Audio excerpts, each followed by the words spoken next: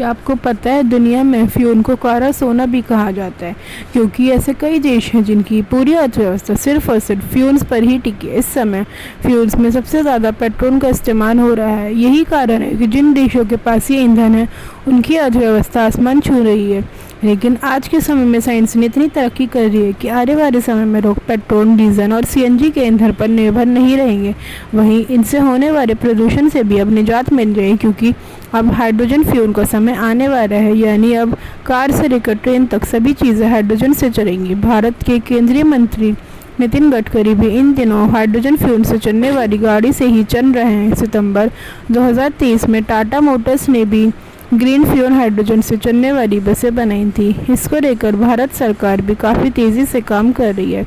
इसमें यह सवाल उठता है कि केमिस्ट्री के पीरियोडिक टेबल पर सबसे पहले आने वाले एलिमेंट दुनिया के लिए इतना ज़रूरी फ्यूल कैसे बन जाएगा। तो हम आपको बताते हैं, लेकिन उससे पहले हम ये आपको बताएंगे कि हाइड्रोजन फ्यूल क्या होता है। ये एक स्वच्छ ईंधन विकल्प है, यानी इससे वायु प्रदूषण बिल्कुल भी नहीं होता है।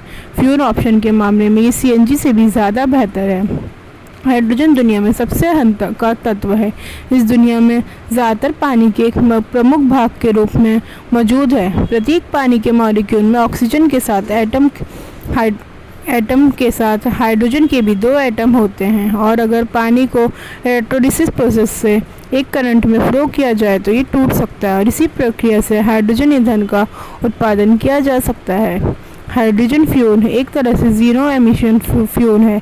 इससे एनर्जी या फ्यूल में बदलने के लिए ऑक्सीजन के साथ जलाया जाता है, जिससे भाप बनती है। इस प्रोसेस से बनने वाले ईंधन को ग्रीन हाइड्रोजन कहा जाता है। इस प्रोसेस में बिल्कुल भी कार्बन डाइऑक्साइड और किसी भी तरह के कोई हानिकारक पदार्थ नहीं निकलते हैं, जिससे वातावरण में किसी भी तरह का नुकसान नहीं होता है। बिल्कुल सोलर एनर्जी और विंड एनर्जी की तरह काम करता है।